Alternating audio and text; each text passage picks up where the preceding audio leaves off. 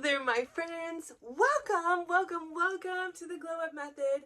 This is the space where we talk all thing self-development, self-improvement, self-empowerment. I think we're talking a little about ourselves here.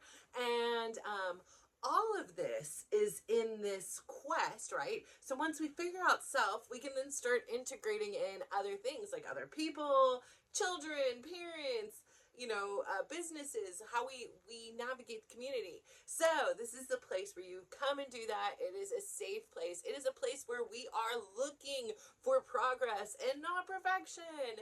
And it's all about the journey. It is not about the outcome. So hi there. My name is Natasha. I am so freaking excited to be here with you today.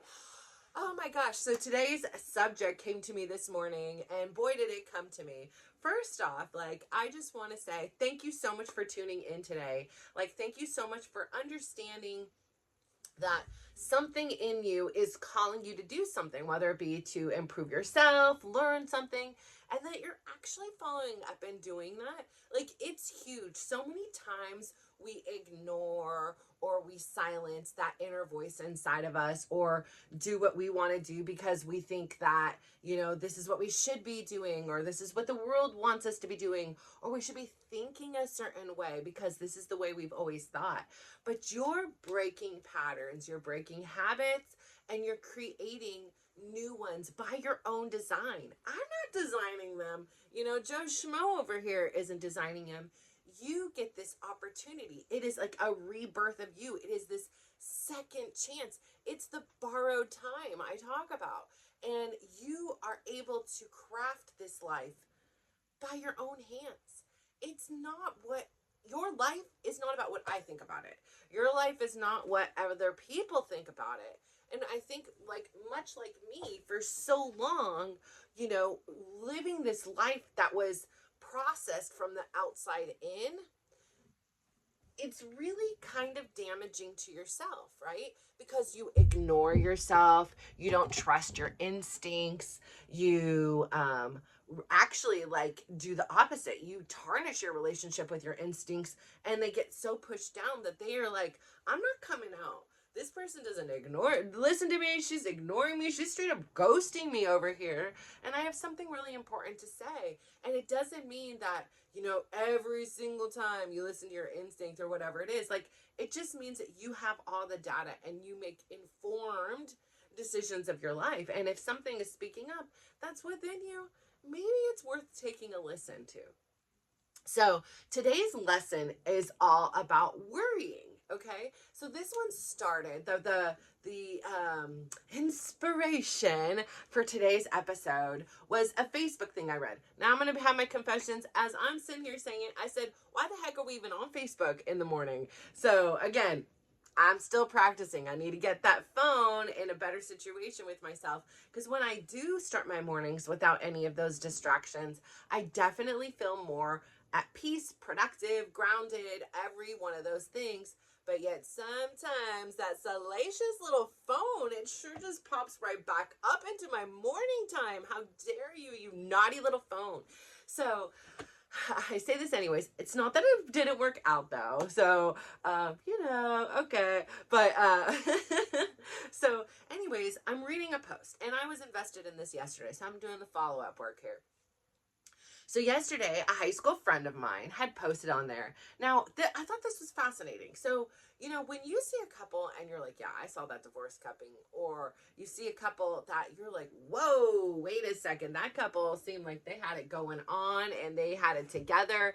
And if this couple can't make it, there is sure no hope for me, because what's going on our what we look like out here is nothing like what these people look like. They're going on dates, they're posting it on Facebook, they're sending I love yous and all this stuff. And I'm like, oh man, I have zero chance if my relationship looks nothing like that and that one's not succeeding. What the heck? So of course I don't know, nor is it my business, nor do I want to know why this relationship did not work out. But it was stunning. It was absolutely stunning. There were no kids involved. There was a dog involved. And they were constantly going out. They would be out drinking wine, on a Sunday afternoon, playing backgammon, eating lunch, traveling, I didn't get it. I still don't get it, you know, like, cause I'm like, what is going on here? And then just suddenly, you know, divorce. I don't know again what the situation is. Don't want to know. But it was shocking. It still is shocking, as you can tell. So it's been a little while now, and the divorce is final. She got the dog, so that's a good thing. But she's, you know, been contemplating what to do with her name. And I think, again, this is another one of those fascinating things that comes to, you know, the additional layer of challenges a woman faces, not only in the marriage, but also in the dissolution of a marriage, right? Chris isn't sitting here worrying, like, what am I going to do with my last name? You know, he's sitting there mighty. He can keep his last name. Now, however, if I was with my maiden last name, I probably would have voluntarily changed my last name for multiple reasons. But, you know, it just didn't ruminate with me personally. And even as an adult now that has perspective, that now adores my first name that I used to despise because I just so badly wanted to be a Jennifer, a Michelle, or a Stephanie. And I just was never put on this earth to be like everyone else. Because guess what? I was born on this earth to be me. And my name is something that was a little bit more unique, and especially growing up in the 80s where Russia and the USSR were not the number one fans of the United States people. I did receive bullying because I couldn't hide the fact that I was Russian. It was, you know, screaming out with my name.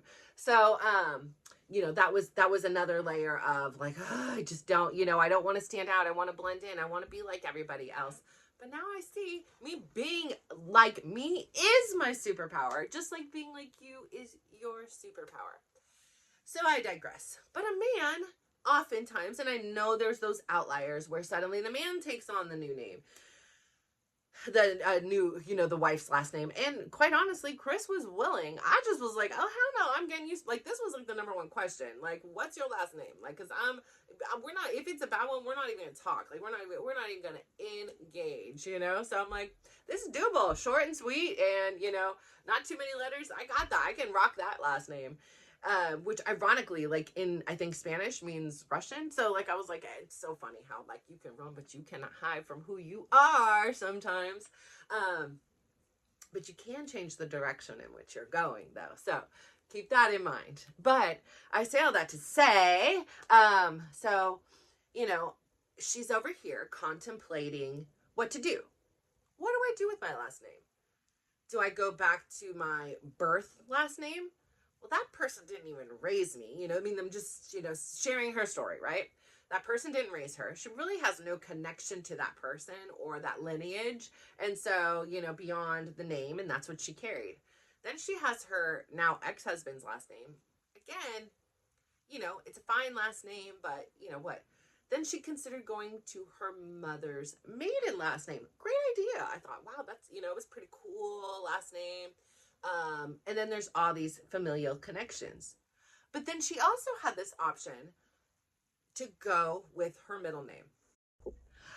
Take friggin' 3. We are rocking and rolling here, and the signs are coming through hot and saying it's time, girl, to get a better setup because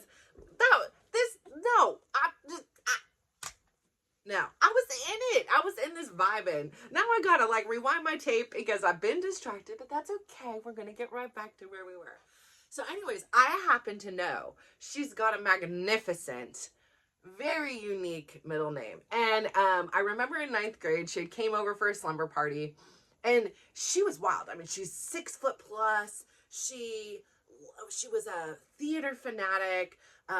So she just had an energy about her without saying a whole lot. It just exuded out of her. And, I remember hearing her middle name and I was like, whoa, you know, like that could be a middle name. And I was like, no way. And so that's what I called her anyways. Like, that was, when I think of her, that's her name. It's her name, her first name and her middle name. So, you know, I wrote in the post, and I don't always write in things, but I was like, I for sure am voting for the middle name. If you want to keep some like lineage, put your mom's maiden name, maybe, you know, maybe put your mom's middle name, or yeah, your mother's maiden name as your new middle name. So that was my vote. And, you know, she went on this morning is what I read. And she was like, so the votes are in. Most people are choosing the thing that I thought, her first name and her current middle name. And she's like, but does it sound professional? Like, I know it can sound like a professional, but does it sound like a professional in the workforce? And it really got me thinking, like, right? Like, I started thinking about the last name and the first name together, and oh yeah, I can see what you're saying here. I know where you're going with this one. And I really started thinking about it. And, she was like, I'm worried that, like for employment and stuff like that, like they won't think I'm a professional. And I started thinking, why do we give people so much real estate in what they think? And again, I get it. Like, I get it. I've been there. And I'm not saying I'm perfect at it, but I am saying, like, every time that I've ever done something because it's what I thought somebody else wanted me to do, or I didn't do something, or I did something, like, in order to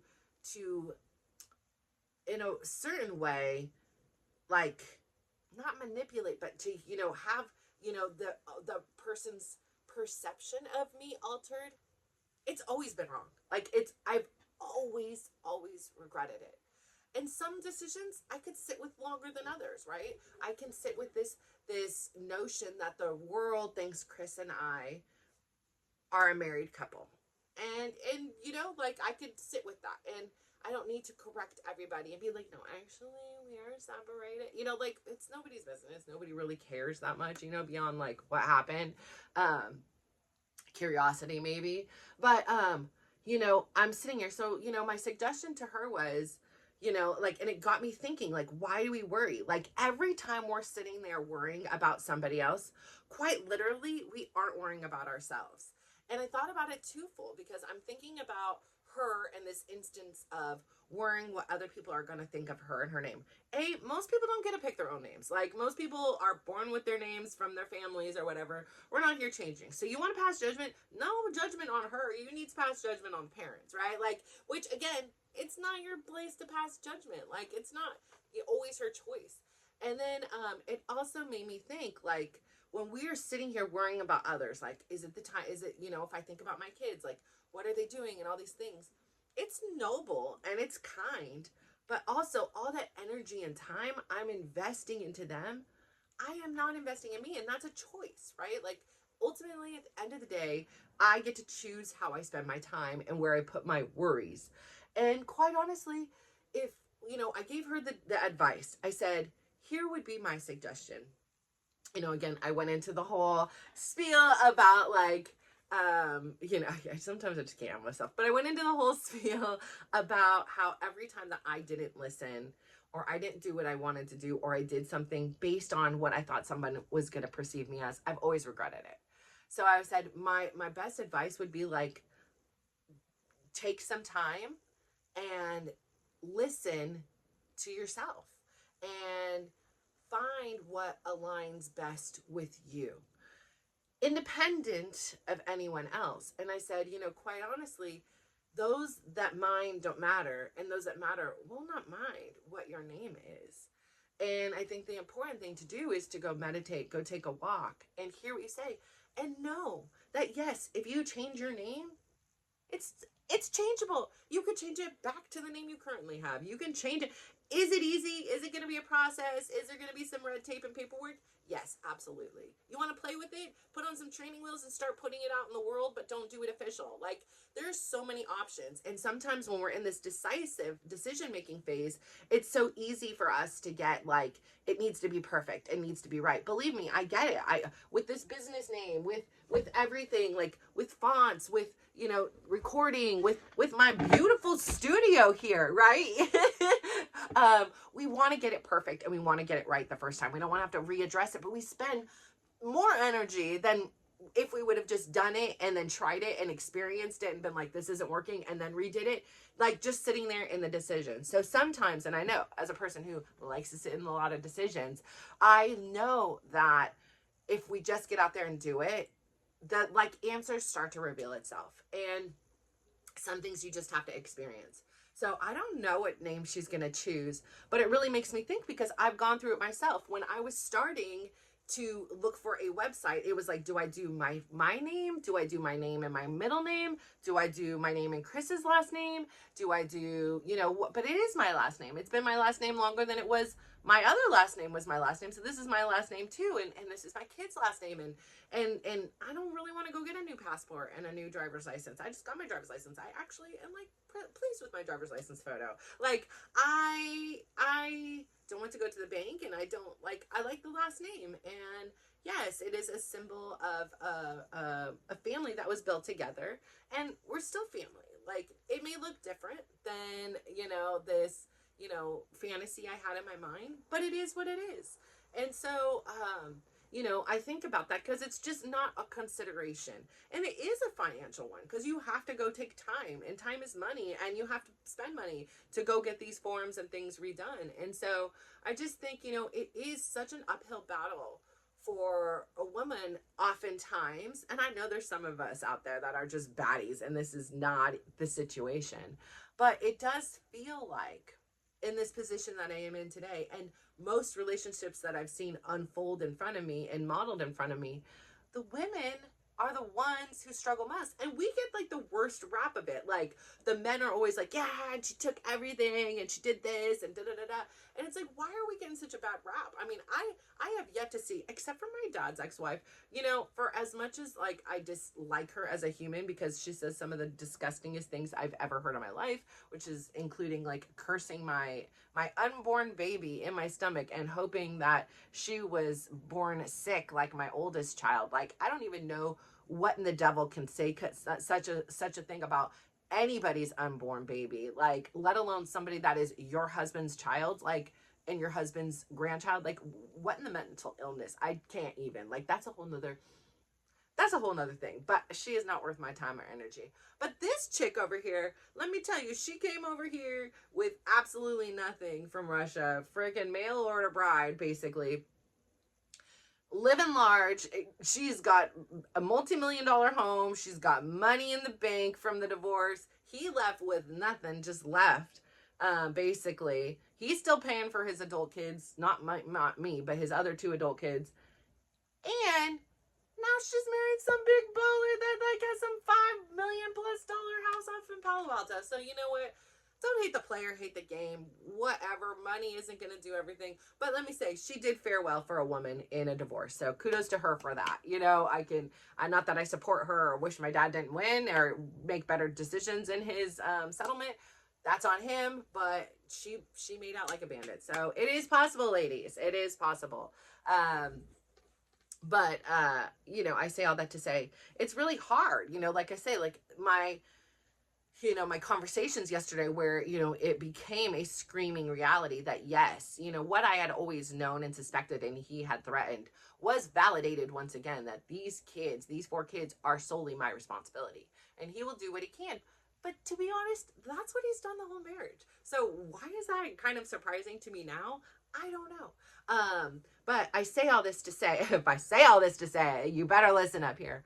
There was another aspect, right? Like, I started thinking about this concept of worry, right? So when we worry, we're sitting here, we're thinking about the future, we're stressing out about something that's going to happen, or that's happening to somebody in real time, and we just don't have enough data.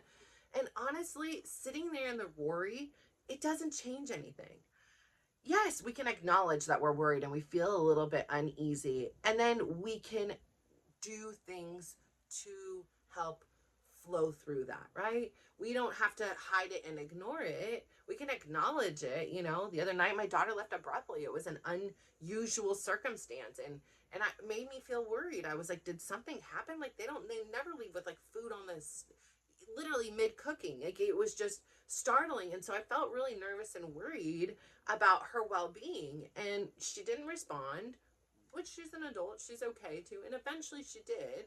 But I needed to come to the place where I was like, she's okay. If you're not hearing anything, she's okay. If she needs something, she will let you know.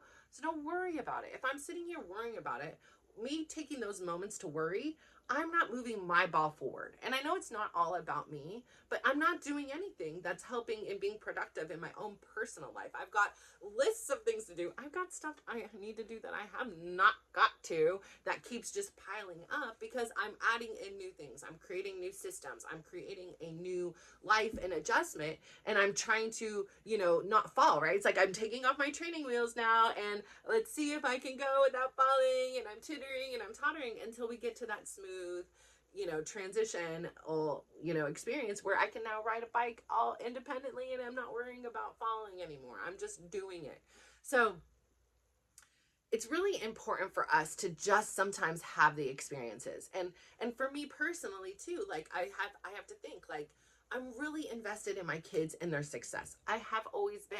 It's one of those things that's been really challenging for me to relinquish control when they allow me to do it, right? So my daughter, she is more, this is my boundary, I'm going to handle these things on my own. I need to learn on my own. And I'm like, cool, here, you can have it. I'm here for advice and guidance, take it or leave it. Like, I have no skin in the game. Do whatever you want with it.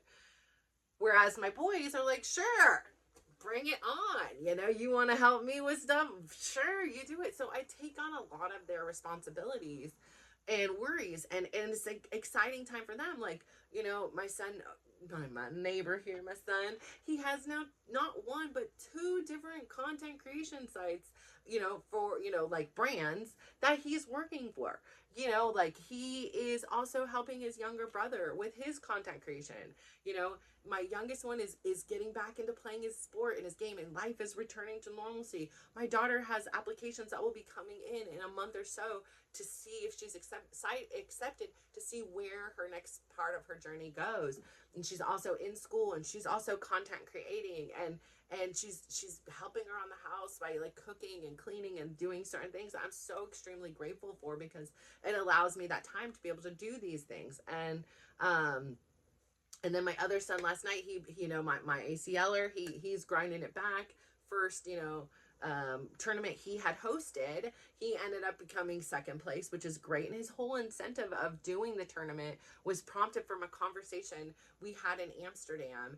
And it was like, in order, talking about the deficiencies in his region, about how there was so little players that were playing at that level. And it makes no sense. We, United States and Canada, are some of the richest countries in the world with some of the richest kids in the world. There is no reason that people aren't playing too. They love the sport. They love the game. So why aren't they playing? It's because there isn't any opportunities. There's very few opportunities and very little incentive. And especially as Americans, we need incentive. And what is the biggest incentive? Money. People, especially kids, they want that money.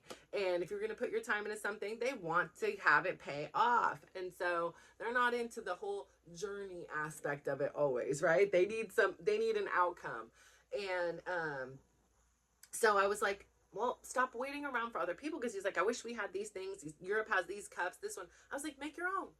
If you want to see something, if you want to see a change and nobody else is doing it, you can't sit around and wait for somebody else to do it. Make your own. And he freaking did. And he ended up talking about it. One friend even said, hey, I'll go in with you.